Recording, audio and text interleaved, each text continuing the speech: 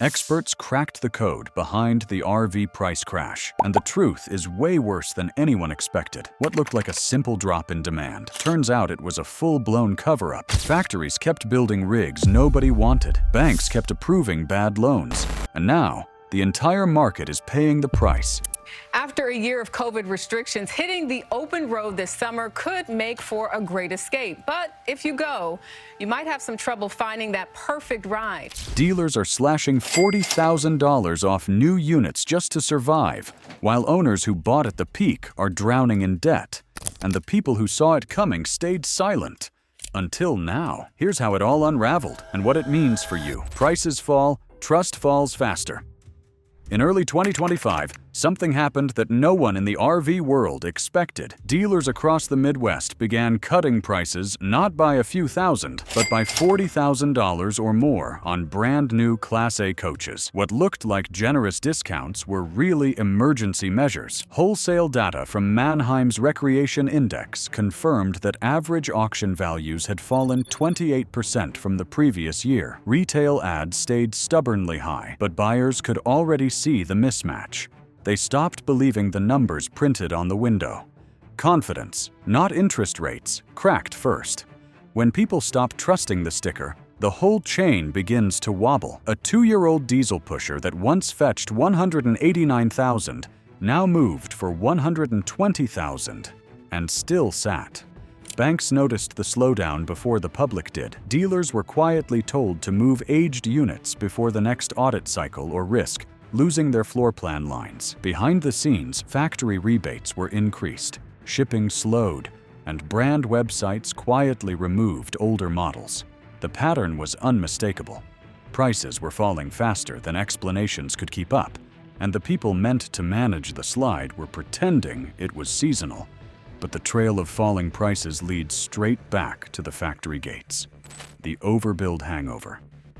During the boom of 2021, factories doubled shifts to chase pandemic demand. Production climbed by nearly 1/3 as families scrambled for mobile freedom.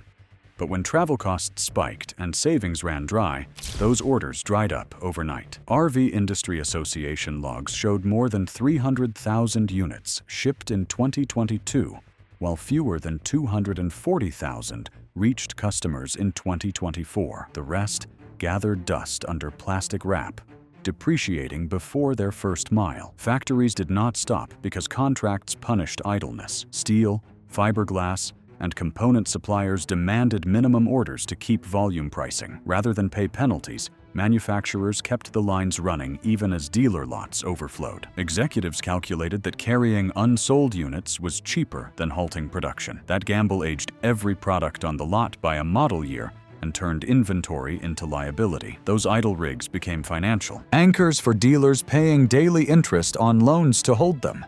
Every month, a coach sat unsold. Its cost rose, while its value dropped. That is why markdowns suddenly jumped from $5,000 to $30,000 in one quarter. The oversupply was built into the system long before buyers saw the discounts. Those excess units were not an accident. They were protected by contracts no one talked about. The moment production outpaced reality, something else shifted. The kind of R-vee people actually wanted. If this breakdown already explains more than the headlines ever did, hit like and drop a comment below. Your take helps reveal how deep this crash really runs. The buyer pivot. By late 2024, a new kind of customer began shaping the market. They wanted simpler rigs, lighter frames, and smaller loans. Search trends for camper vans and compact towables rose more than 70% since the peak of the luxury craze. The 30-foot diesel with marble countertops no longer symbolized freedom. It signaled upkeep, storage fees, and $600 fill-ups. Manufacturers ignored the trend, believing the old buyer would return once interest rates cooled. Instead, younger families and retirees downsizing their travel plans chose used trailers under $50,000, paid in cash. Dealers stuck with luxury inventory watched traffic bypass them for smaller lots that carried pre-owned stock. Experience finance data showed median loan approvals falling below 60% as rates crossed 8%, cutting many first-time buyers out completely. That shift drained liquidity from the top of the market and stranded the most expensive inventory. The people who could still afford big rigs no longer wanted them, and those who wanted them could no longer qualify. Every change in preference made older stock worth less. Each unsold unit dragged the next one down, feeding a depreciation cycle that discounts could not fix. But that shift did not just hurt sales, it pushed dealers into a dangerous financial corner. Once sales slowed, manufacturers faced another hit, a wave of safety issues that made even brand new R-vees feel risky to touch. The recall reckoning. The safety problem started quietly. A few recall letters, a handful of online complaints. Nothing unusual. Then reports multiplied. Within 6 months, federal filings showed more than 50,000 units affected by gas line and wiring defects across multiple major brands. Mechanics posted videos of cracked welds and bending propane brackets, confirming that shortcuts during the production rush were catching up. These were not isolated faults. They were assembly patterns repeated across models built during the boom. When recall headlines spread, resale values collapsed. No one wants to park a potential fire hazard beside their home. Dealers tried to reassure customers with certified repair labels, but buyers had seen too many horror stories. Even fixed units sold for 10% less because the stigma stuck. For owners, that meant instant equity loss. For lenders, it meant collateral worth less than the note. Insurers quietly raised premiums or declined coverage for affected lines, deepening the distrust that had already taken root. Every recall reinforced the same message. Quality had been sacrificed for speed. What began as a manufacturing shortcut became a market virus that no amount of marketing could cure. The confidence broke on safety, but the real break was financial, and it was just beginning. The floor plan time bomb. Every R-vee on a dealer's lot is technically owned by the bank. It is called floor plan financing, a system where dealers borrow against every unit they display, paying daily interest until it sells. When rates were 2%, this model worked. When rates crossed 8%, the math flipped. A dealer holding 50 rigs could owe more than $100 a day in interest on each. Multiply that by a slow season, and profit turns into panic. Auditors visit lots every 60 to 90 days to verify that collateral still exists.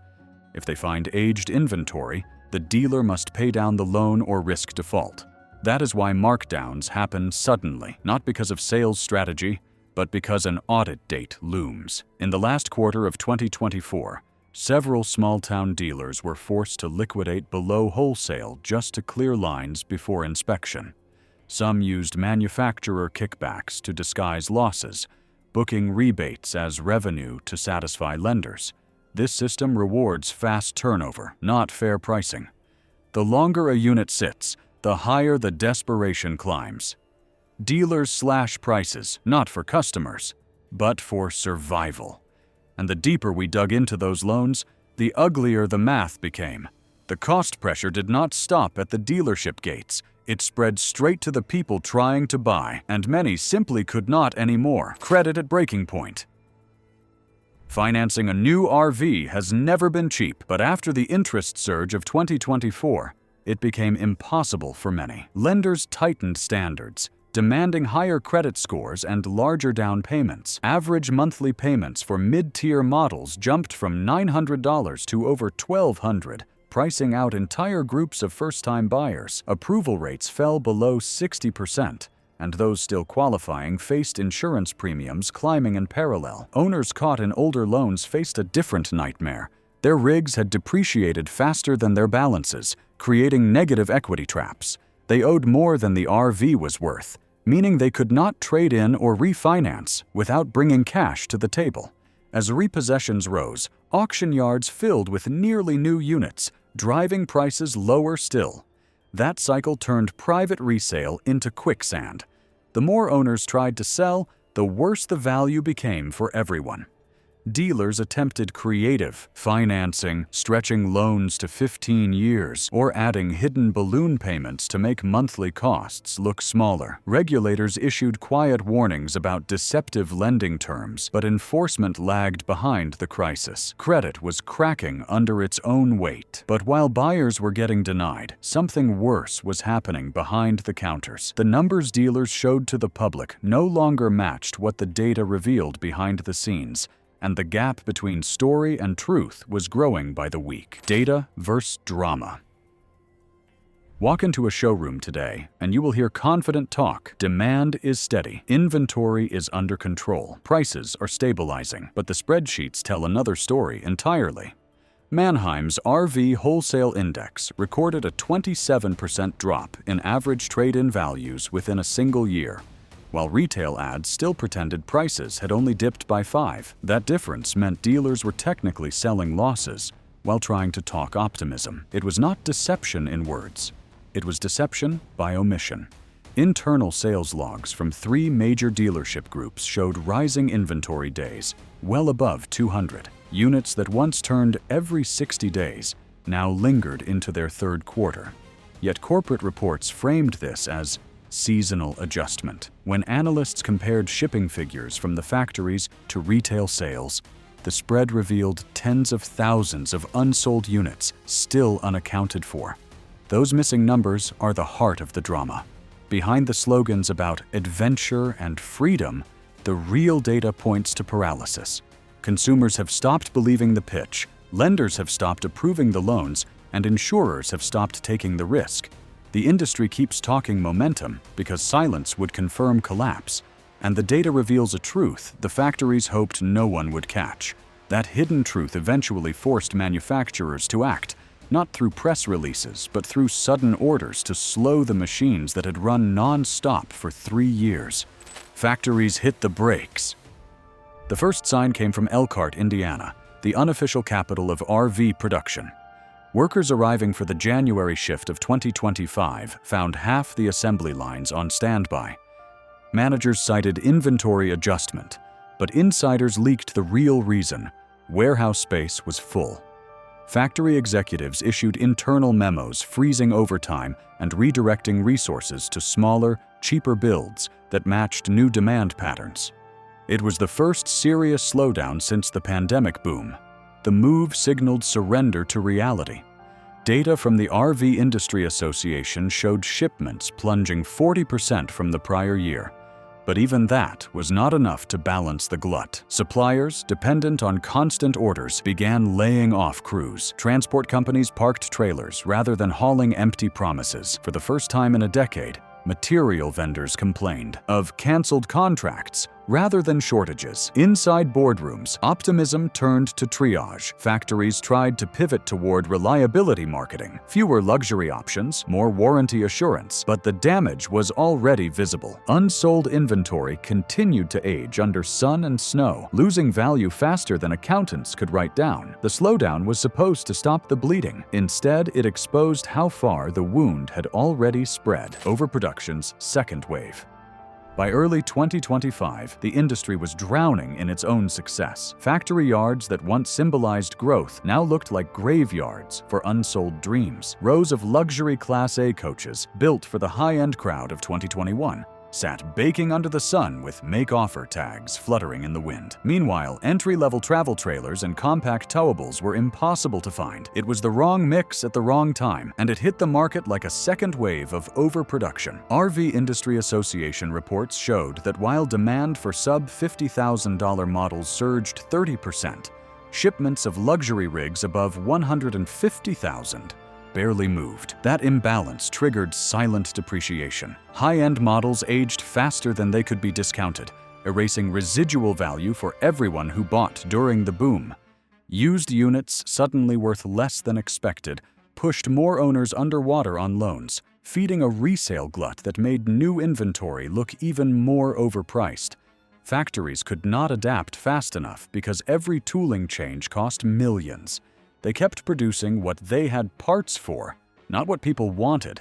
The system was locked in its own inertia, and the next domino fell when insurers refused to play along. Once insurers saw where this was heading, they stopped treating the R-vee market as a safety risk and started treating it as a financial one. The confidence spiral.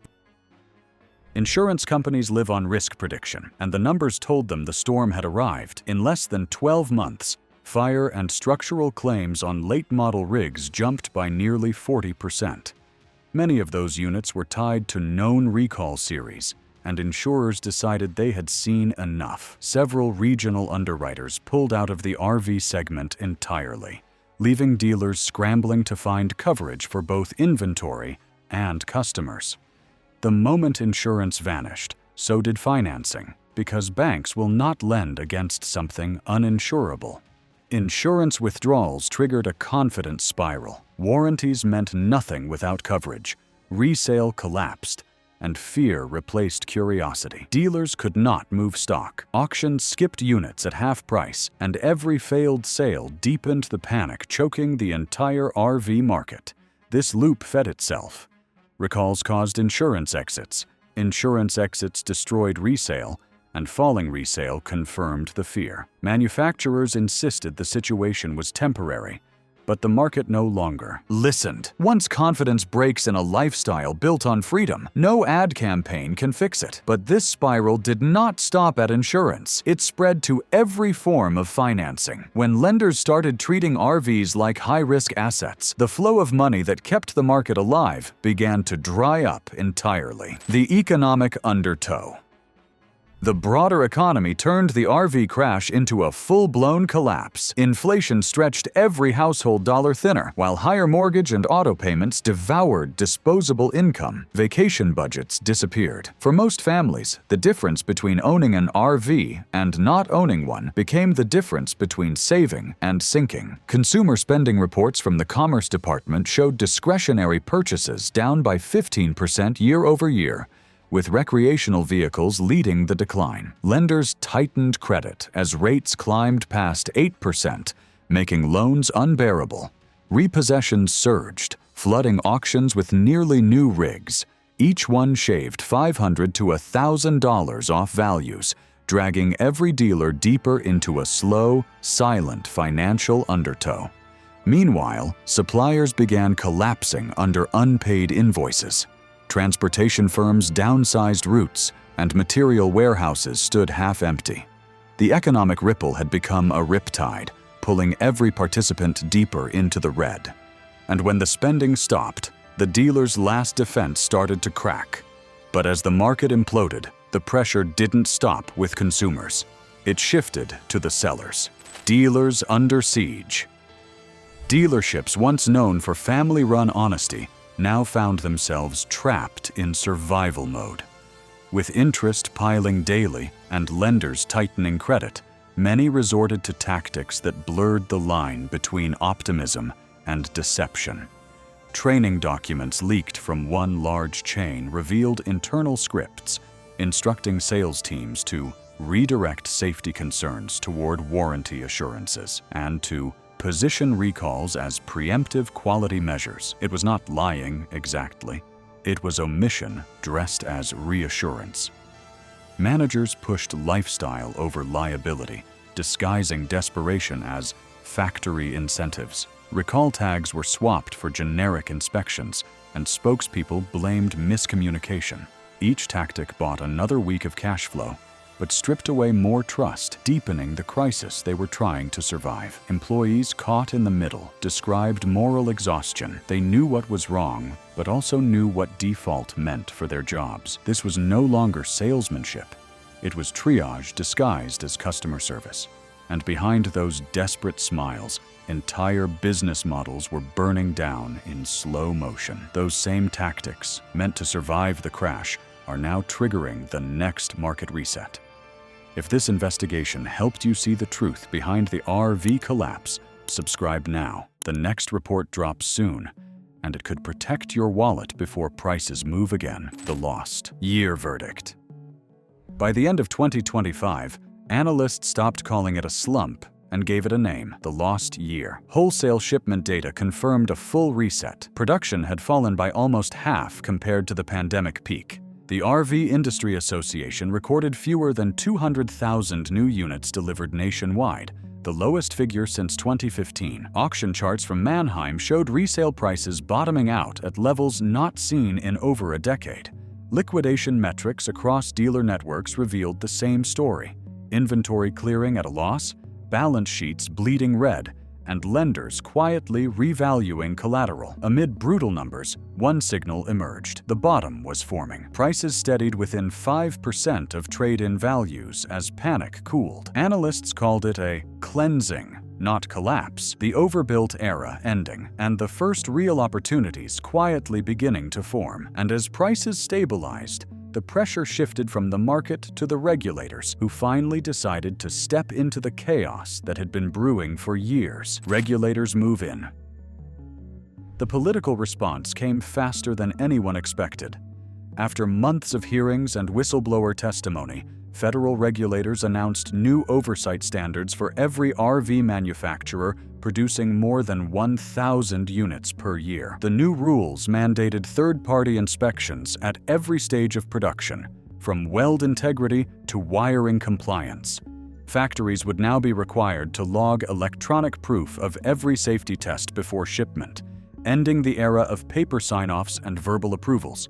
New oversight forced factories to slow down or face stop-ship orders and massive fines.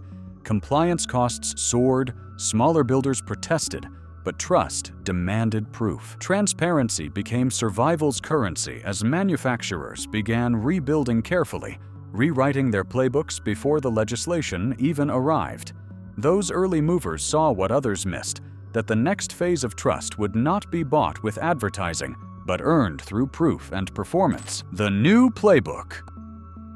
A handful of builders saw the writing on the factory wall and pivoted fast.